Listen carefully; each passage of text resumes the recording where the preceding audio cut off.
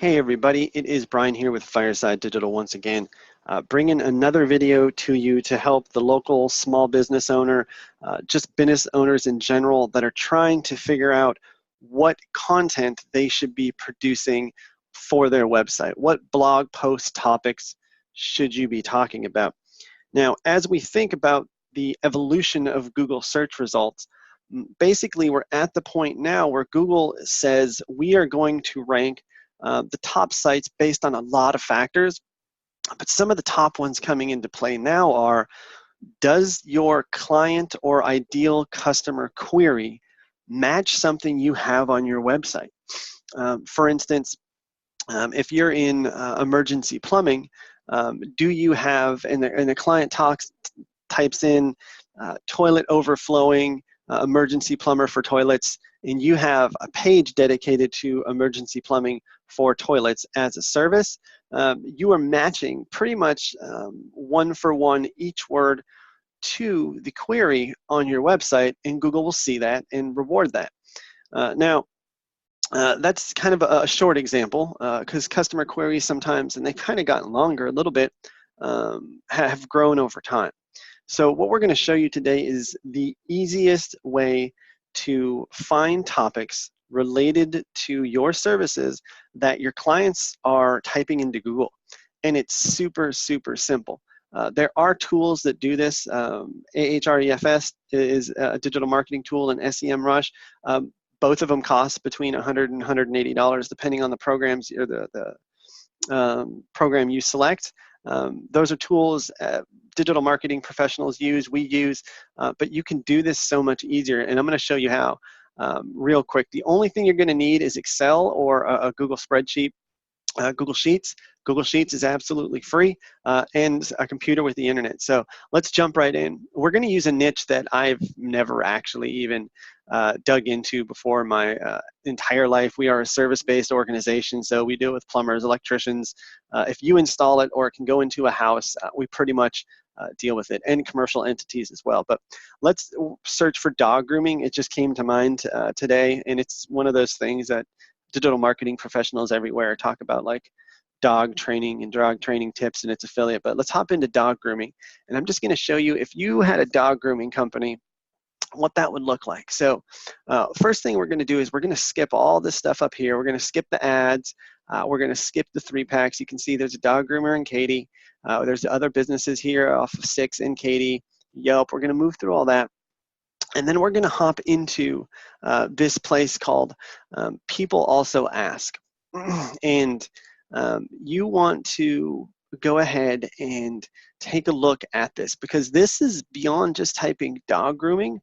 This is what people are looking for related to dog grooming. These are semantically related search queries that people are typing in that Google has decided is related to dog grooming. And Google knows which topics are related to dog grooming because Google has the largest search query engine in the entire world.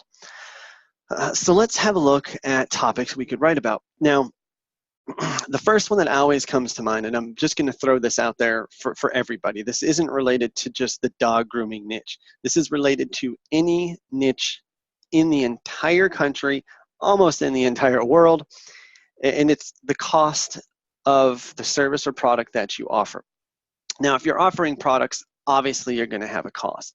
If you're offering a service such as dog grooming, plumbing, electrician, anything like that, if you can provide a cost to your client and let them know on the front page that you can do that, preferably putting some of that data on the front page if you can, you will always beat your competitor or get a head start to doing that. It's called You Ask, They Answer. There's a book dedicated to this about the housing crash in 2008. Guy had a pool company, and he started basically just posting blog posts that answered all of the questions that his clients have. One of the biggest questions that everybody has is, how much does it cost? Time and time again, and this is just a side rant, if you put cost on your site, you can outrank sites with more power. Now, I understand that's not always going to be the case, but If you can't, you want to elaborate on why you can't and give as much information as you possibly can. So I strongly suggest that your top keyword always has a page dedicated to how much does it cost to get your toilet fixed using plumbing? How much does it cost to get a bathtub installed? And you talk about the factors that might go into that. Now, if you can say emergency plumbing services starting at $99, we beat any competitor by 10%, you're not necessarily telling them how much it costs, but you are saying, we'll beat any of our competitors' quotes by 10%, and at a minimum, it's going to be $100 for us to come to your house. So those are something you want to do. But let's jump back in here, dog grooming. Now, we have people also ask, and it's typically a 4-pack, sometimes a 5-pack, but it can become the only place you need to go for content. So the first thing we want to do is we want to look at these and just see if we want all of them. But we want to write on topics on these subjects, and the title needs to be exact. So you don't want to create a page called, you could, cost to get your dog groomed. You want to create a page that's titled, how much does it cost to get your dog groomed? Because and I'm assuming we'll open this and see, if you just type cost to get your dog groomed, you're not fulfilling all of the words or terms that are in the client query. How much does it cost to get your dog groomed? So let's just look at these 4 first. So how much does it cost to get your dog groomed? Absolutely something I was right about. How much do dog groomers make a year? No, I would not put that on my website. I mean, it doesn't make any sense to.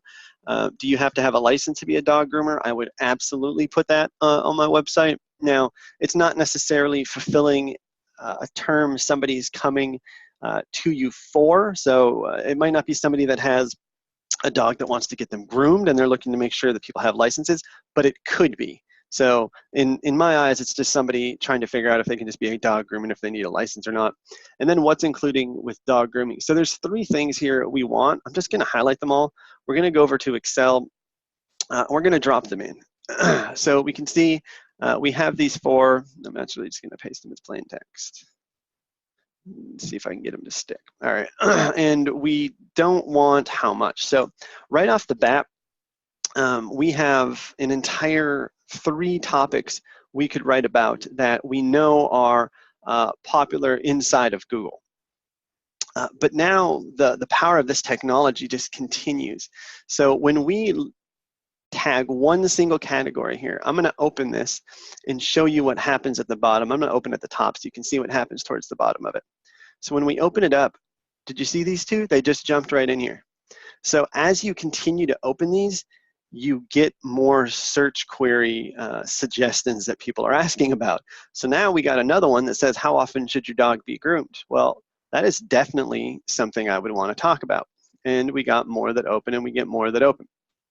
So now we got, how often should dogs be groomed professionally, which is the same concept. So we would stick this, stick it here. Actually, I would probably use professionally as well, because you could suggest that you can groom your dog at home. And you could groom your dog professionally. So you actually could create 2 separate topics for both of these. I'm going to hold real quick on opening any more, but I'm going to build a list of about 15 search intent relevant pieces of topics I would build or have built around dog grooming. So, but I do want to come back and show you how much it costs your dog to get groomed. So the first thing we have here is what's called the knowledge panel, or featured snippet. And this is basically Angie's List featured snippet, and they have a lot of power because they're Angie's List, that has fulfilled exactly basically the search query intent of the user, and they have it titled, how much does dog grooming cost? And this is how much does it cost to get your dog groomed. Basically the exact same thing, just keeping the words how much and cost in the title. It's very important. I strongly suggest if you're doing anything related to cost, you keep how much in the title, because it is the #1 volume-wise what people type into Google to find their answer. Now, the reason they are here is because on this page they have something called schema, and they've made this an article or a blog post, and Google has read that and the title, and that's how they match it. So you can meet here, and if we were to type in, which we'll just do, you can see where this will show up. if we go into Google and just put that there to start, you're going to see this show up, and this is the featured snippet. This is called position 0. If you do a good enough job of answering that question in your local market, you can get position 0. And it's called position 0 because it's above all the organic listings. So this is position 1, position 2, position 3. And if we were to type in a modifier, you would get the map pack in here as well. But all in all, this is the featured snippet, and Angie's List has it because they filled all of the relevant queries for the intent of the user. So let's move back in here and continue down the list. So how much did they make? We already looked at all these. We're not going to talk about that. Do you tip pet groomers at PetSmart? No. How often should a dog be groomed? I think we grabbed that one already. We did. So let's move down. How often should they be professionally groomed? How much do I tip the dog groomer? Something you could type in. I'm not going to grab that one yet. I'm going to continue down the list of the first 4 that we had and opened up a couple more of those. All right, so what's included with dog grooming? A great one. Let's open that up, and we're going to get a couple more. How often should a dog be groomed? Which we already grabbed. Should you bathe your dog before or after grooming? Another good one that we will take a look at, and we're just going to grab this one. Should you bathe your dog before or after grooming? Let's open that and see if we got any others here at the bottom. We did. How do I groom my dog like a professional? So definitely you could create another page, how to professionally groom your dog at home, or how to groom your dog at home like a pro, which Animal Wellness Magazine did. Can you groom your own dog? Absolutely. So another one you'd want to put here. Now, dog grooming is just obviously a category. If you only do dogs, that's great. You can answer this question for cats as well. I wouldn't do them both at the same time. I would create a page, how often should a dog be groomed? Another page, how often should a cat be groomed? But we're going to keep going. We've got 5 now. How can I calm my dog for grooming? I bet that's a big topic. Animal anxiety is a big topic. So we'll grab that.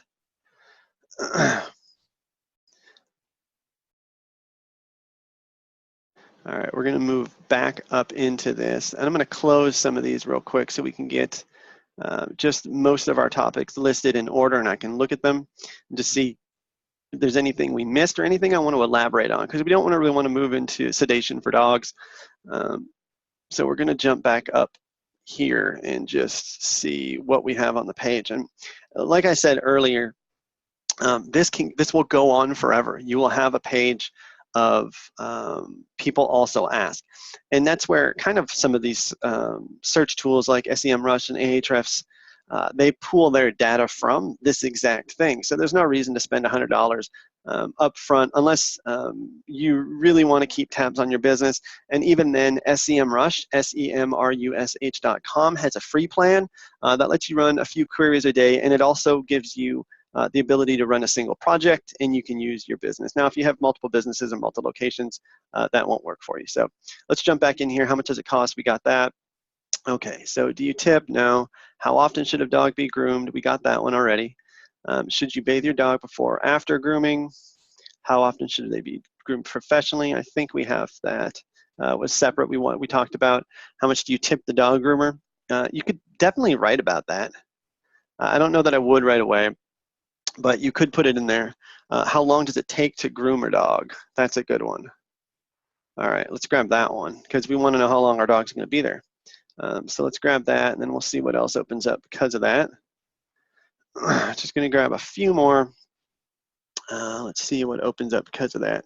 Should I get my dog groomed? How often should you bathe your dog? So now we got some good questions coming through. We can grab these. How often should you bathe your dog? I used to give my dog a bath once a day when I took her to the dog park, but now I give her a bath once a week, maybe sometime only if she smells. How often should you furminate your dog? Another big one if you're not familiar with the Furminator. It is basically like a brush that grabs the undercoat. So how often should you do that? Is it okay? What time should I feed my dog? Do dogs really need baths? All right, let's jump back up, and we're going to look at a couple more pieces here that we searched from. So this is the last one we looked at. Let's continue down.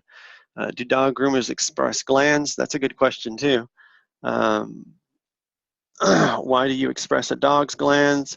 And if you're not familiar with expressing a dog's glands, go ahead and Google that. Is it better to brush a dog wet or dry? That's another good question. I'm not going to use that one. All right, so we have our data here. We have a solid 10 topics to write on. Now, let's say you continued through this list, you've looked at all these things, you've gone in and you've opened this up just 40 times, and it's just super long, and it's not, you don't feel like you're fulfilling any search query for your clients anymore. We know they're going to be asking these things, but we want to make sure we're fulfilling things that our competition is not fulfilling.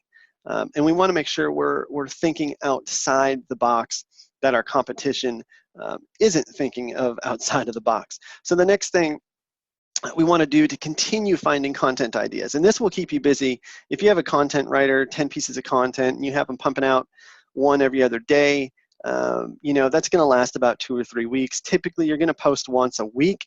At a minimum, once a month. So that might last you a year. At a minimum, you want to do it once a month. I would do it once a week, and that's typically what we have done for most of our clients, depending on what your base is. Now, if you already have 60 articles, and some of them are related to any of these topics, what you want to do is go through and see how they're doing in the search. So if I had like a pet grooming service in Houston, I would basically type in how much does it cost to get your dog groomed, and go in and search for my page to see if it's even there. There are things to do that. SERPRobot, relatively inexpensive, SERPROBOT. I think it's $5 a month, and you can plug your keywords in and your URL, and it will tell you exactly where you're ranking, so you don't have to go through and do those things. But let's say you only had a post called cost to get your dog groomed, or the cost to get your dog groomed. I would go in and title that how much does it cost to get your dog groomed, and then within the first paragraph typically say, people often ask how much it costs to get your dog groomed. In Houston, if you want to go with it locally, in Houston it typically costs between blah, blah, blah, blah, blah. Or you could say, if it's your business and you're willing to do this, we charge $49.99 to groom your basic dog under 125 pounds. So you could revamp. Like if you have a base of 60 or 70 posts already, you absolutely could revamp your content. And we strongly suggest that you do look at your content once a year and make changes to that content, or just refresh the content. Maybe, and some people do this, maybe you've got 10 posts about the same thing. Maybe it's 10 posts about how much it costs to get your dog groomed. How much does it cost to get your dog groomed? Dog grooming cost in Houston. The cost to get a dog groomed in Houston. How much does it cost to take your dog to the spa in Houston? Which is great, but absolutely pointless. Google can read through your site. It crawls your site. It understands the terms on your site, and all you're doing by doing that is diluting all the other page's content. So take all those points and just move it to one page, 2,000-3,000 words of content, and make it really impactful, and it will do better than diluted posts that are just being put there to fulfill some sort of need for content. And there might be a point where you've got 100 pieces of content on your website, and that's all you need. Then you just need to make sure that it links correctly, and one topic moves to the next topic, and the interlinking is strategic, and it has relevancy, and maybe it links to alternate authority sites, and those are all practices to move the content, and then you can get rankings from that. But the more relevant your content is, the higher it will rank in Google. And your homepage might be what you're really trying to rank for, but when you have 20 pages of super solid content, you know, 2,000 words, but only 2,000 words because they're relevant words, that stuff will start to rank and you're going to start to get organic traffic from that. I mean, we have clients that bring in hundreds of visits a month just based on cost, just based on the website. Here is the cost for catering in Houston. Let's just use catering as an example, and nobody else is putting that on our website. I mean, we have it literally says price is the first topic on the menu. As the top menu of the website, as opposed to like the home button or about us or our services, price. And it is the most clicked button. After coming to the homepage, it is the behavior flow in Google Analytics always takes people to cost because they want to know what you cost. And if you're going to do that, you always want to say you're going to beat the competitor. I suggest you say you're going to do that unless you absolutely can't. And you're priced premium for a reason, which it absolutely could happen. We do have clients that their services are premium services. They give you A through Z instead of X, Y, and Z. They provide an end-to-end solution for the product, and people are willing to pay that because, you know, they want a $5,000 lighting kit on their $5 million house. And they want to make sure they get the best. They don't want a $40 cheap lighting kit that we can get from Amazon. You know, they want something that's going to make their house look beautiful at night. You can fine tune it, change colors for the seasons and all these things. So here's our pieces of content that we have that we're going to write about. Now, let's say this expires and we need other areas to find content or another way to find content. What we want to do now is we want to flip topics. So we want to keep dog grooming as our topic, but we want to find semantically related words to dog grooming that Google says, hey, this makes sense and it's topically relevant to your homepage, which is about dog grooming. So here's how we're going to do that. We're going to plug in dog grooming. We're going to go ahead and search. And then we're going to come through and we're going to look for some highlights here. And we can see dog grooming popped up a couple of times. Pet grooming, there's another one that we're not talking about yet, but we want to hang on to it because it's related. Pet grooming is related to dog grooming. We already know that. We're dog groomers, we know. You'll also have them in your head, but that's another keyword that I'm seeing right here. We can see dog grooming, dog groomers in Houston. So we want to grab dog groomers as well. We'll just go type it in. If we can't find it, we should be able to find it somewhere here. All right, we'll go grab dog groomers and we'll type that in here too. We're just going to do just a few more.